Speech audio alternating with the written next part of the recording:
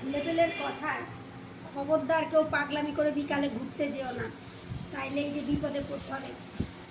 ফুচকা খেলাম, এখন সিঙ্গারা, তারপরে এই যে কালাকাঁদ, তারপরে এটা কি স্প্রাইট। আর কিন্তু যেও না ভুলেও, বাবারে বাবারে বাবা, ভালোবেসে ডেকে নিয়ে যাবে চলো ঘুরে আসি বলে, পরে কেস খাইয়ে দেবো। মেয়ে খা, সিঙ্গারাগুলো কিন্তু হেবি সুন্দর টেস্টি সিঙ্গারা ওখানকার।